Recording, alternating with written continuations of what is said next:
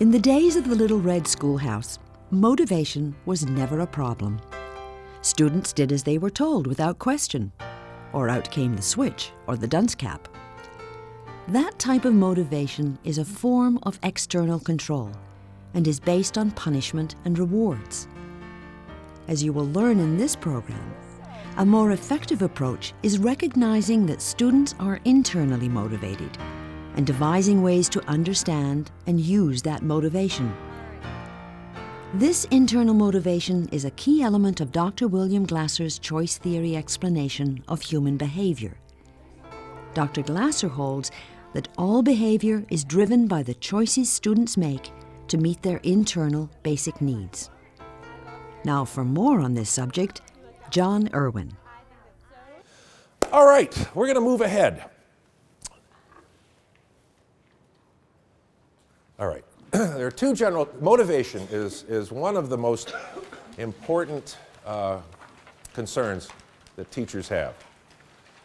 If we can get kids to want to do what we want them to do, whether it's behaving responsibly, developing character, or academic learning, they have to want to do it. We have to get them to want to do it. We have to motivate them, so to speak.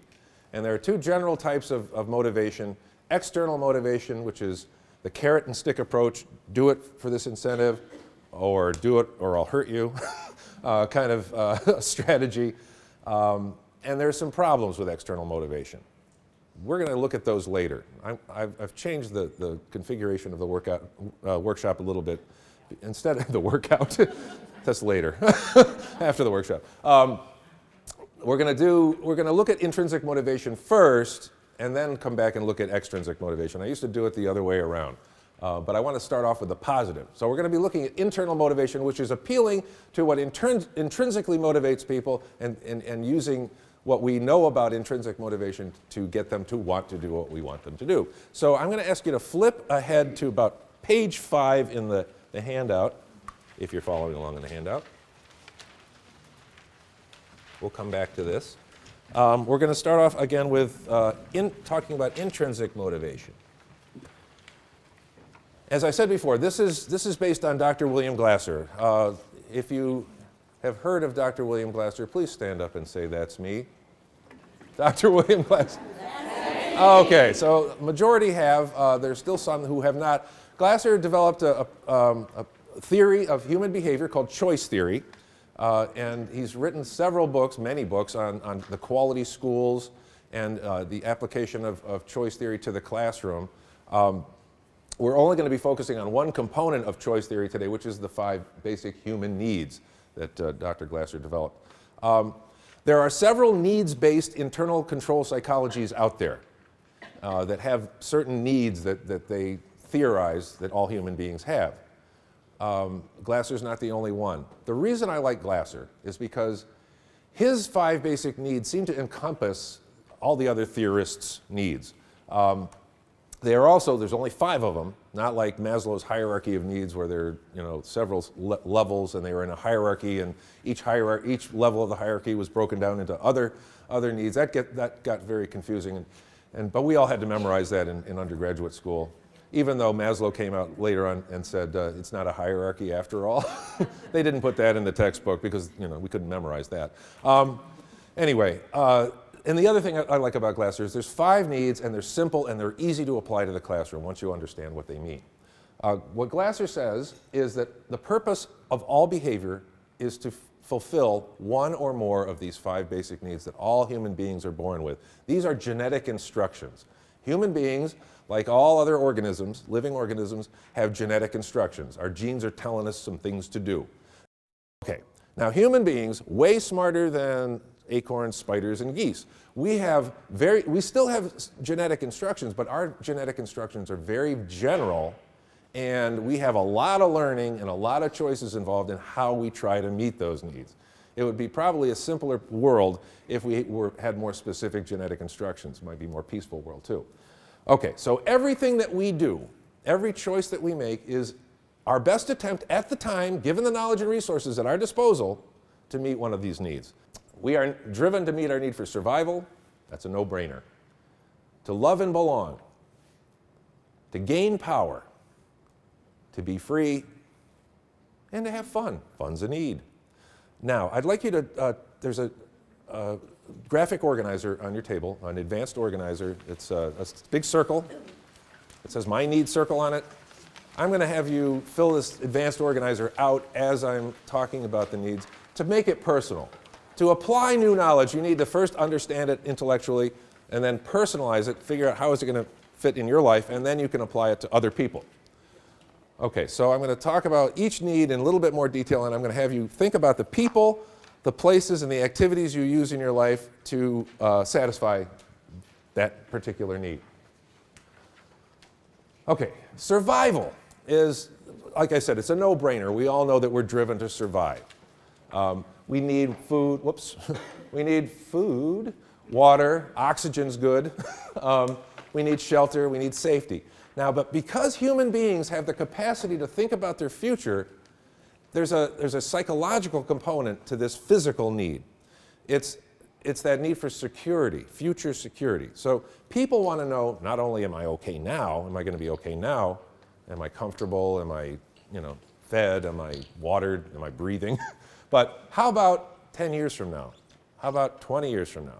So a lot of human behavior goes into this future need for survival, the need for security. We get jobs that have pensions. We try to, we get a 401k. We buy homes instead of rent. We invest because we want to know not only am I okay now, but am I going to be okay in the future. Some of us exercise. Some of us try to eat right. That's all about security. Order is another part of this need for survival. We want to know that our life has we have some control over our life. There's some predictability in our life. We want to know that when we open the kitchen drawer, there's a fork there. We want to know that when we go down to our workbench, there's a screwdriver where it's supposed to be. Now, some people have a higher need for survival than others. Freud had a name for those people. It's a little rude, so we won't mention it. But some people call them OCD, But you know those people. And when we talk about the internal profile, some of the people in this room are going to discover that you have a very high need for survival. That you really like order. You like to. Fun for you might be organizing your CD collection in alphabetical order. Woohoo! Okay, so anyway, I walked into a classroom one time, and this is just an example of a kid who had a very high survival need. Now, younger children, developmentally, this drives younger children more than older kids. Older kids are more driven by freedom and fun, or power sometimes. But younger children, kindergartners, really want to know first, am I going to be safe? Am I going to be safe? But I walked into this classroom, I was observing this math teacher, and I sat in the back of the class the way I usually do, and when kids come in the room, I usually try to start talking to them. And I didn't have to start the conversation. I sat in the back of the class, and this little 12-year-old girl who's just full of life and energy comes in, and she goes, "Oh, hi, who are you?" And we got talking, and I like to ask kids about their teachers. And I said, "Well, what do you think of Mr. Smith's math class?" And she says, "I loved Mr. Smith's math class." And I said, well, and she probably would have said that about anybody's class because she was just such an optimistic, upbeat kid. But I said, "What is it you like about Mr. Smith's math class?" And she said these words, I swear. She goes, "In this crazy world of change, Mr. Smith's math class is exactly the same every single day." And I'm thinking, oh my God, that must be awful. And I said, "And you like that?" She goes, "Oh, yes." And then she went through how the day goes. We start off, we do bell work. She called it bell work, warm-up activity. And then we go over our bell work, and then we go over last night's homework assignment, and then he does another problem on the overhead, and we follow along in our notes. Have you been in this math class? Yeah, I've been in this math. And then he gives us an assignment. In the last 5 minutes of class, we can work with a partner on the assignment. I said, "Well, that sounds pretty structured." She goes, "Yes, I love it." And I said, and then she got really excited, and she goes, "You know what?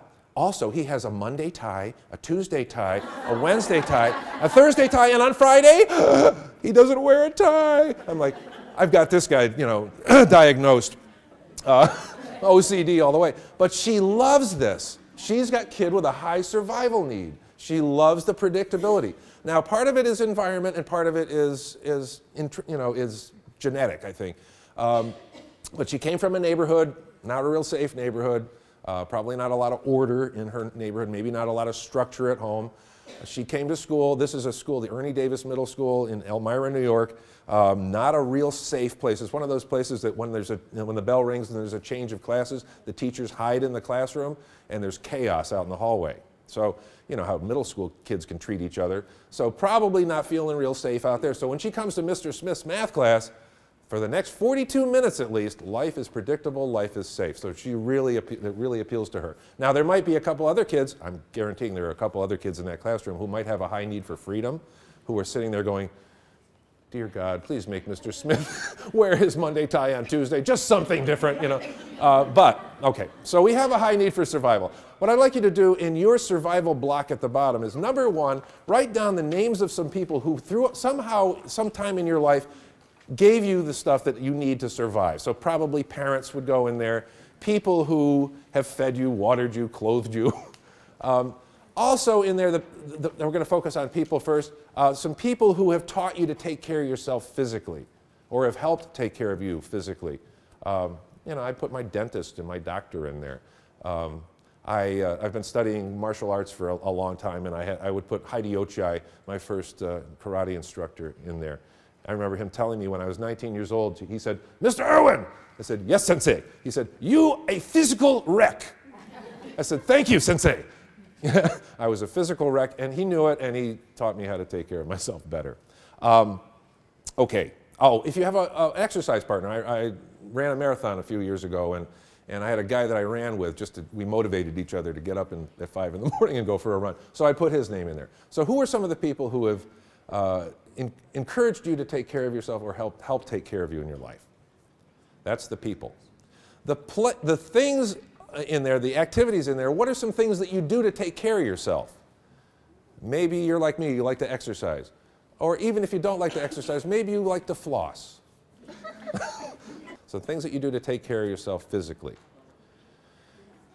And the last thing, a place that's safe, a place that you think of as a safe haven. If you're a parent of young children, locked in the bathroom, you know, that might be a place. Or maybe your home or your classroom is a safe place for you. Okay. That's the survival need. Okay. The next need is one we've already talked about, the need for relationships, the love and belonging need. There's a book by Dean Ornish called Love and Survival. Those two, when I saw that book on the shelf, I had to buy it because it's 2 of Glasser's 5 basic needs. And what he says, and he backs it up with tons and tons of research, is that there's a direct connection between the quality of relationships in our lives and our physical wellness and mental wellness. You don't have to have lots and lots of relationships, though that doesn't hurt, but the quality of the relationship is important. Even if there's only one person in your life that you can totally be yourself around, totally trust and love, that's going to have an impact on your physical being. But we're driven to connect, we're driven to have positive relationships. We're actually driven to be altruistic. Now that they have MRI technology, they can watch the brain activity when you ask people to do various things. And one of the studies I thought was fascinating was they hooked up a bunch of people with MRI technology. They asked them to perform various tasks. And when they asked people to perform a task, just a simple act of kindness towards someone, the area of the brain, the pleasure center of the brain lit up, just like it lights up for other pleasurable activities.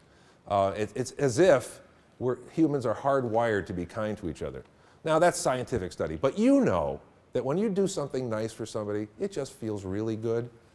When you do something nice for something, whether it's opening a door or you know, sending a thank you card or something, it feels good. We're driven to receive and give affection, to feel a sense of acceptance, and to be part of a group. When you came in here today, what's the first thing you did? You signed in. Okay, besides signing, you look for someone you know, right? And you sit with them, and you're in groups. So that's your love and belonging need. In your love and belonging quadrant of your circle, your need circle, write down the names of some of the most important people in your life, at work and at home.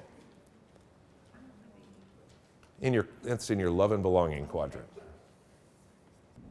Also in there, please write down some things that you do that bring you closer to others, that help you connect. Does anyone in here have a Facebook account? Okay, social networking or MySpace. I email people.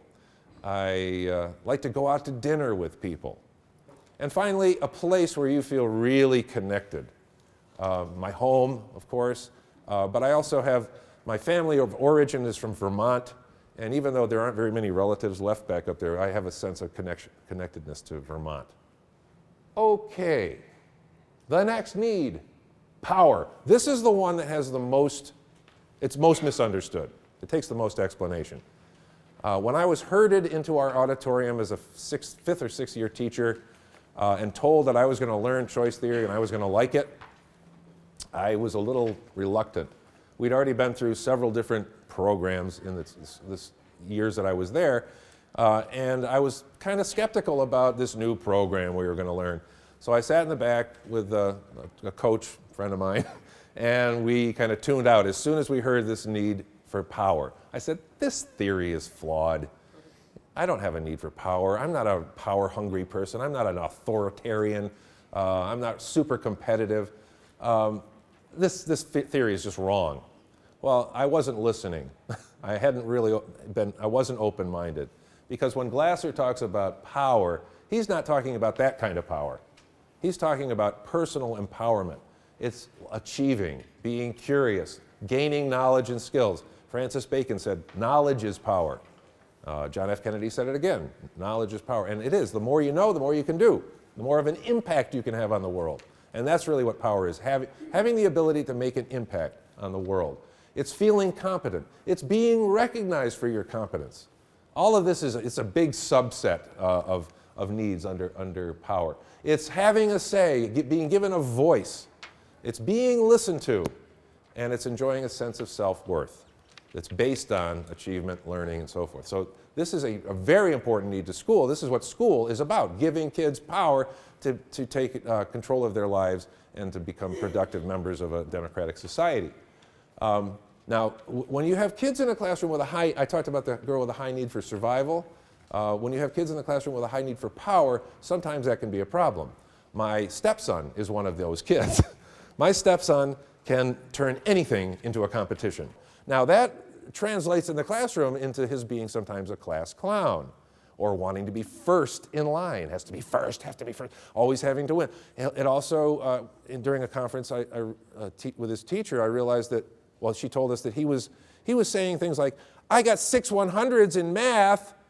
Now, where the kid sitting next to him hadn't gotten a single 100, and that was having some, negative, had a little negative impact on him. So I suggested to the teacher that maybe he could be put into more of a power, given some power in the classroom to be more responsible.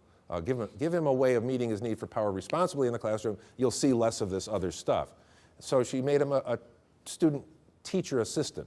And she had several other kids in the classroom, mostly boys, who were a little disruptive because they seemed to have a very high power need. As soon as she put Liam, that's my stepson's name, Liam in charge of something, teaching others math, the problems went away. He was now feeling empowered. Instead of saying, I got 5 100s, he was saying, I helped 3 people today in math.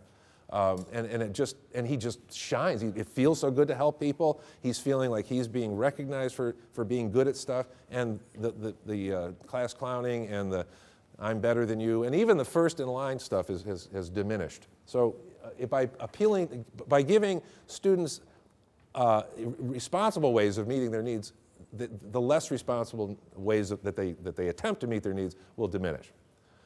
In your power quadrant, please write down the names of some mentors that you've had in your life. Who are some people who have taught you useful stuff? Parents, teachers, counselors, coaches, siblings, mentors that you have. Maybe you have a mentor in your school. People who have taught you some useful stuff, who've empowered you. Or even people who really listen to you. Those would be people who help you meet your need for power. Having a voice.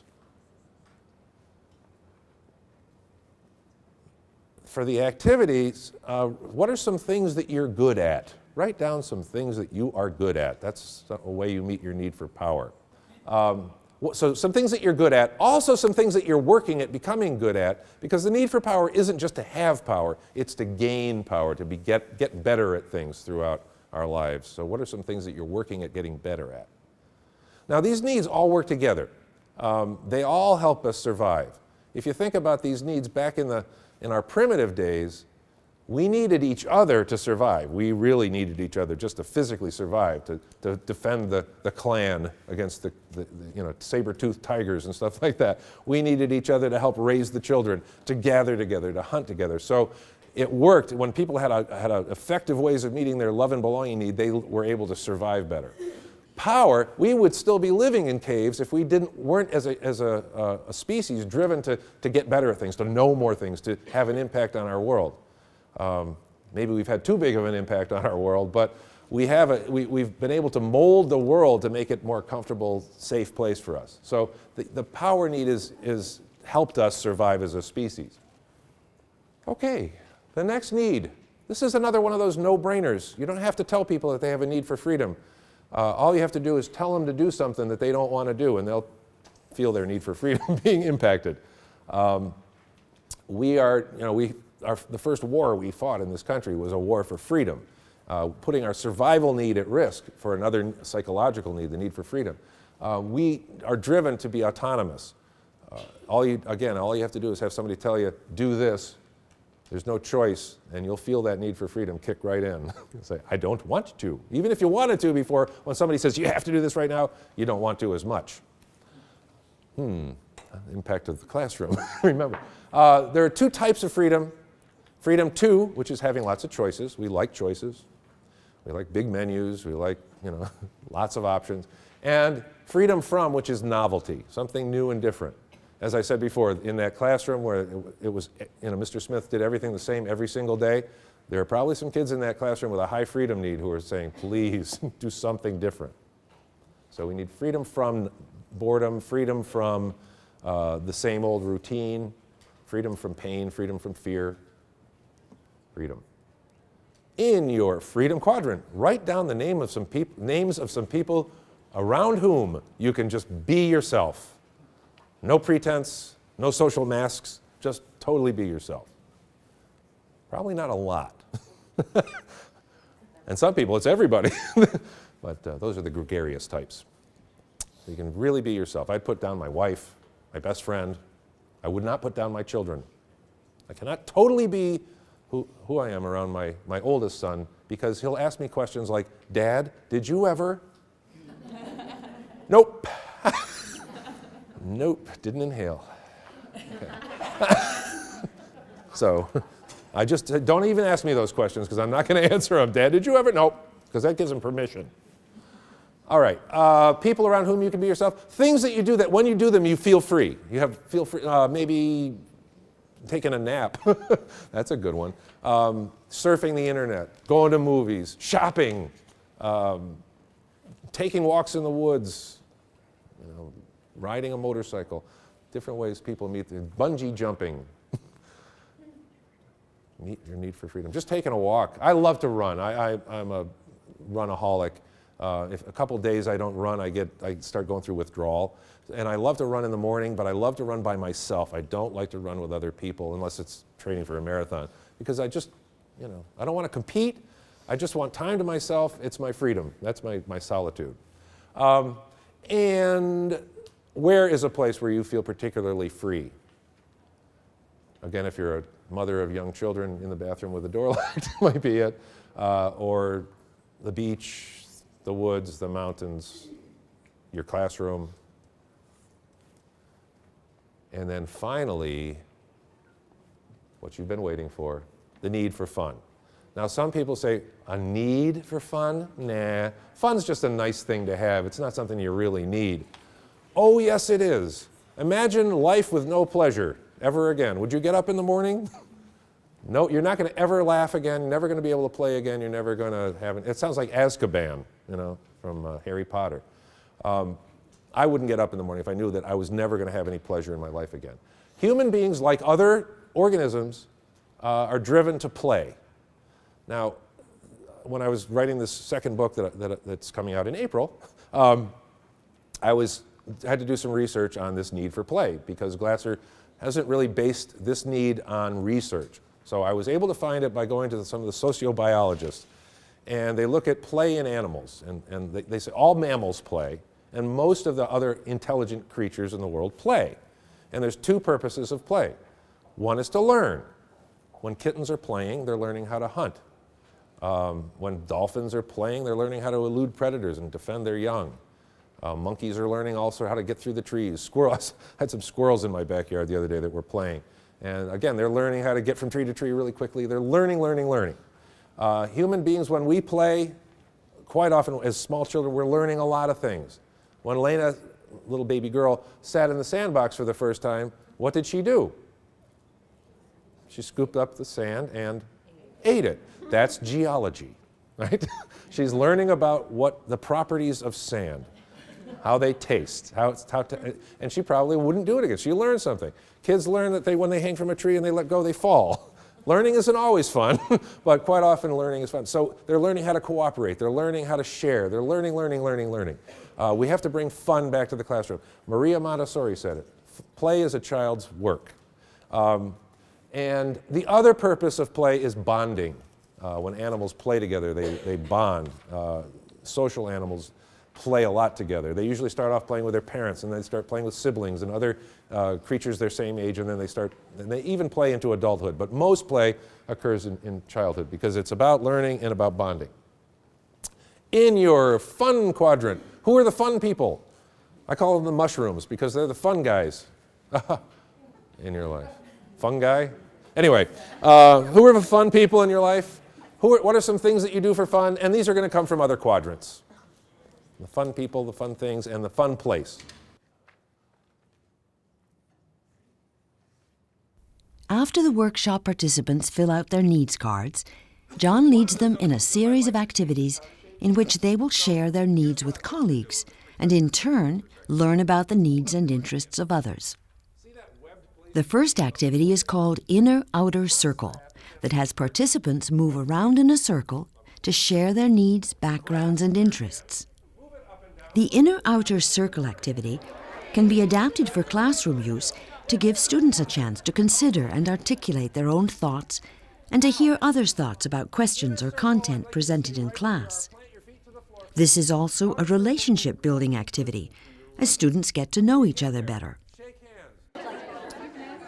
Now, inner circle, I'd like you to stay right where you are. Plant your feet to the floor, please. Outer circle, move one person to your right. When you get there, shake hands. Look them in the eye and say good morning. Good morning. Move one person to your right. One person to your right. Okay, what I'd like you to do with this person is share. Oh, okay. What I'd like you to do with this person is share some of the stuff you put in your love and belonging quadrant. Ah, here we go. Love and belonging quadrant. What's in your love and belonging quadrant? So share that information, please. Hi, I'm John. Kids' names, my mom, my siblings, my 3 best friends, going out with friends, attending class. I feel really connected at my home and at my mom's house and at family reunions.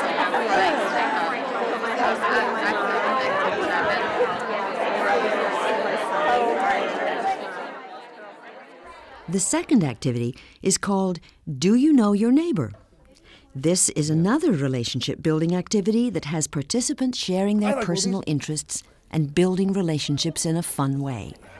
This activity is a great way for students to get to know each other and can be used as both an icebreaker and as a way of re-energizing students during the school day.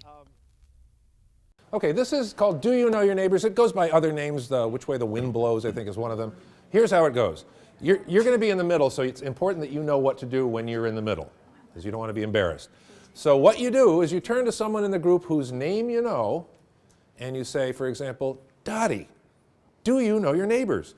And Dottie introduces the two people on the person on either side of her. So if you don't know your neighbors, you find out really quickly who they are. So you just introduce them by their first name. So you'd say, yes, this is blank and this is blank. Okay, so Dottie, do you know your neighbors? I do. This is Betty and this is Margie. Excellent. Now, the next question is the most important question. Please repeat after me. Is there anyone else you'd like to know? Is there anyone else you'd like to know? Okay, so I asked the same person, I said, Dottie, is there anyone else you'd like to know? And Dottie has to say yes, otherwise people feel sad and she seems to be antisocial, and we don't want that. So Dottie says, yes, I'd like to know someone who.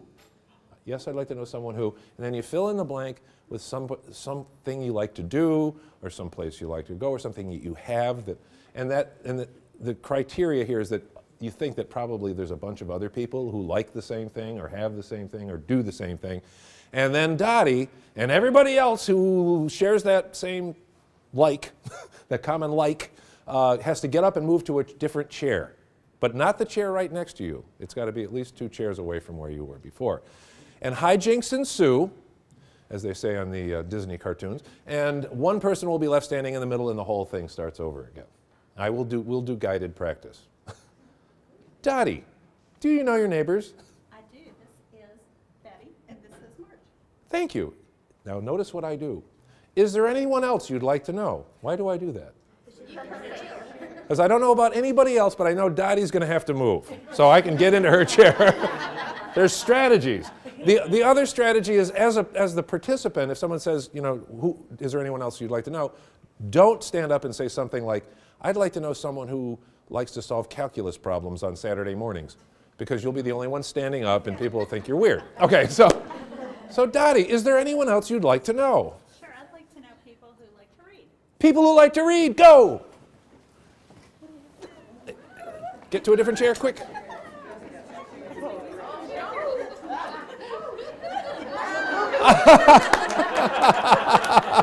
Okay, thank you. So you turn to someone in the group whose name you know, you say, name here, do you know your neighbors?